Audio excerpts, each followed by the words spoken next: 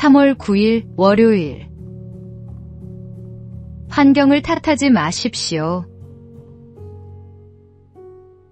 평생을 가난과 병고에 시달리며 그림을 그려야 했던 한국 화가 박수근. 그는 어린 시절 유복했으나 아버지의 사업 실패로 가세가 곤궁해지자 보통학교만 졸업하고 진학을 포기해야 했습니다. 그러나 이미 천부적인 재능을 보이기 시작한 그는 어려운 가정환경 속에서도 자연만을 벗삼아 그림을 그렸습니다. 독학으로 혼자 그림을 그리다 처음으로 선전에 출품한 수채화 봄이 오다가 입선되자 자신감을 얻었습니다. 그러나 이후 3년간 낙선을 거듭했습니다. 그는 굴하지 않았고 그 다음 8년간은 출품할 때마다 연이어 당선되며 화가로서의 기반을 닦았습니다. 6.25 전쟁 중에는 미군 부대에서 초상화를 그리며 가족을 부양했습니다. 계속된 과음과 과로로 백내장에 걸려 수술을 받았고 잘못된 수술로 한쪽 눈을 실명하기도 했습니다. 하지만 그런 건강악화에도 불구하고 그 속에서 뿜어져 나오는 열정을 억제하지 못해 그림을 그렸습니다. 지금은 타계했지만 그의 열정은 그림 그리는 사람들에게 도전을 주었습니다. 환경을 탓하고 현실이 불가능하다는 이유로 꿈을 포기하지 마십시오. 꿈은 꿈꾸는 자에게 돌아옵니다. 오늘의 말씀. 너는 청년의 때에 너의 창조주를 기억하라. 오늘의 만나. 현실의 어려움 속에서도 포기하지 않고 꿈을 향해 나아가는 하루를 보내십시오.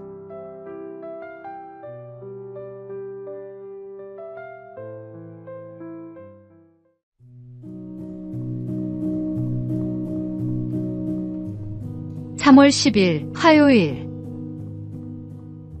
소원이 아닌 기도.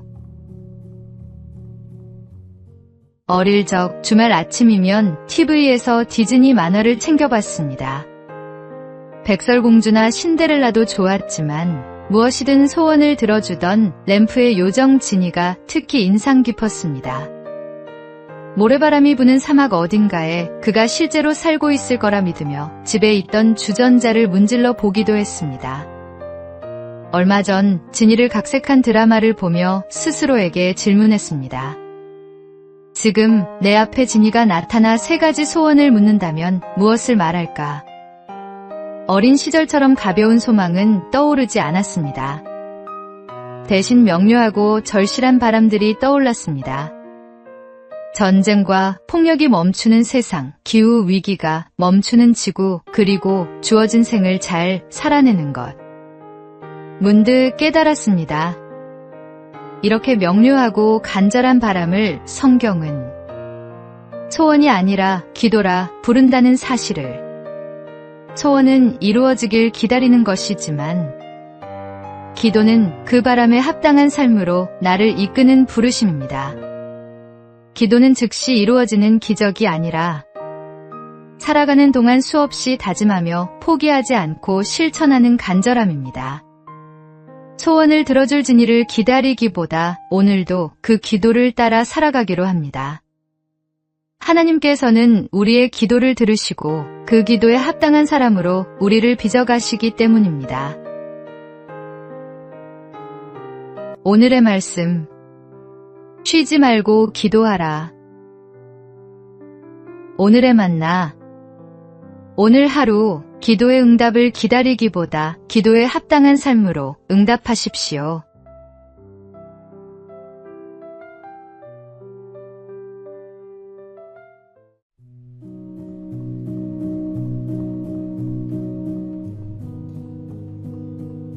(3월 11일) 수요일.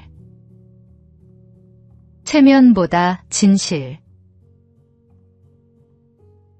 한 중견기업의 팀장이 있었습니다. 프로젝트 막바지에 치명적인 오류가 발견됐지만 그는 회의 자리에서 말을 꺼내지 못했습니다. 지금 말하면 내가 무능해 보일 텐데 라는 생각 때문이었습니다. 결국 일정은 그대로 진행됐고 출시 직후 시스템은 멈췄습니다. 팀원들은 밤새 복구 작업에 투입됐고 회사는 큰 손실을 입었습니다. 사태가 수습된 뒤 그 팀장은 이렇게 말했습니다. 처음 발견했을 때 말했어야 했어요. 그땐 체면이 중요했는데 지금은 사람들에게 미안함만 남았습니다. 체면은 종종 책임감처럼 신중함처럼 가장합니다. 하지만 결정적인 순간에 체면은 도움을 요청하지 못하게 하고 실수를 인정하지 못하게 하며 진실을 가립니다. 누가 봐도 명백한 오류인데 침묵하는 것은 책임감이 아니라 자기 보호입니다. 신앙의 세계에서 체면을 앞세우면 회개가 늦어지고 관계는 멀어지며 하나님의 음성은 들리지 않습니다. 성경은 서로 허물을 인정하라고 말합니다. 체면 때문에 침묵하지 말고 진실 때문에 용기를 내십시오. 오늘의 말씀. 너희 죄를 서로 고백하며 병이 낫기를 위하여 서로 기도하라. 오늘의 만나. 체면 뒤에 숨기보다 진실하게 나의 부족함을 인정하고 도움을 구하십시오.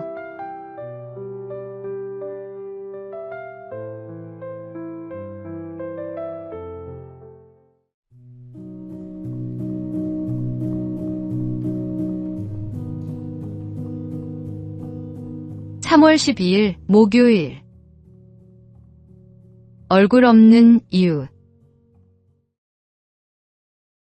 전북 고창군 흥덕면의 한 낡은 우체통을 통해 얼굴 없는 이웃이 7년째 성금을 보내고 있어 화제입니다. 흥덕우체국 앞 우체통에서 흥덕면장님이라고 적힌 흰 봉투 하나가 발견됐습니다. 우체국 직원이 확인했더니 5만 원권 54장과 1만 원권 1장, 총 271만 원의 현금과 손편지가 나왔습니다. 편지에는 삐뚤삐뚤한 글씨로 흥덕면 가족 중에 힘들고 어려운 분께 전달되었으면 고맙겠습니다 라고만 적혀 있었습니다. 이러한 방식으로 무려 7년 동안 전달된 성금이 1,397만 원. 매번 1만 원권 한 장이 빠지지 않는 게 특징인데 성금을 전달해주는 직원들의 노고를 생각한 우편료로 보입니다. 전달된 성금은 흥덕면 내 형편이 어려운 주민들에게 잘 전달될 예정입니다. 예수님은 구제할 때 오른손이 하는 것을 왼손이 모르게 하라고 말씀하셨습니다. 진정한 나눔은 세상의 인정을 받기 위함이 아니라 어려운 이웃을 향한 순수한 마음에서 비롯됩니다. 비록 누군지 알 수 없지만 공동체의 따뜻한 마음을 전하는 존경스러운 이웃입니다. 서로를 지지해주는 따뜻함은 꼭 서로를 알아야만 생기는 것이 아닙니다. 이름 없이 빚도 없이 7년째 묵묵히 나눔을 실천하는 이 이웃의 모습에서 우리는 진정한 이웃 사랑이 무엇인지 배웁니다. 오늘의 말씀. 너는 구제할 때 오른손이 하는 것을 왼손이 모르게 하여. 오늘의 만나. 세상의 칭찬을 받기 위해서가 아니라 하나님 앞에서 온전한 마음으로 이웃을 돕는 나눔을 실천하십시오.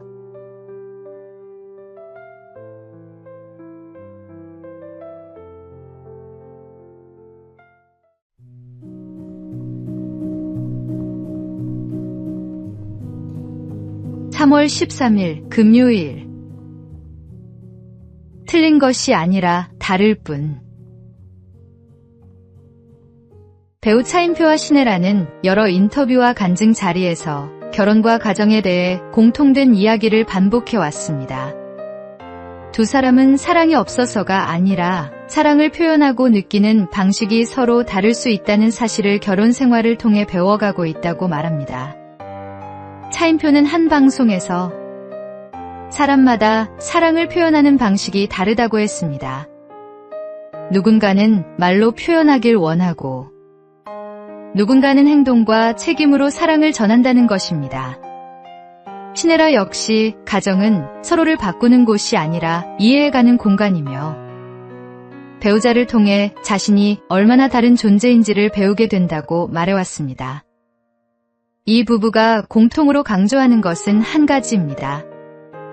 가정은 완성된 사람들이 모이는 곳이 아니라 서로 다른 두 사람이 함께 자라가는 자리라는 사실입니다.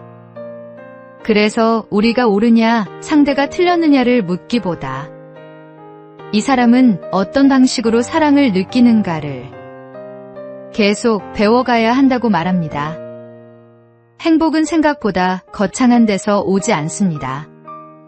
상대를 내 기준에 맞추려는 마음을 내려놓고 다름을 인정하는 순간 가정은 조금씩 숨을 쉬기 시작합니다. 틀린 것이 아니라 다를 뿐이라는 사실을 받아들이는 것. 그것이 오랜 시간 함께 살아온 부부만이 할 수 있는 담담한 신앙의 고백입니다. 오늘의 말씀. 이러므로 남자가 부모를 떠나 그의 아내와 합하여 둘이 한 몸을 이룰지로다. 오늘의 만나. 배우자의 다름을 인정하고 그 방식으로 사랑을 표현해 보십시오. 완벽함이 아닌 이해가 가정을 행복하게 만듭니다.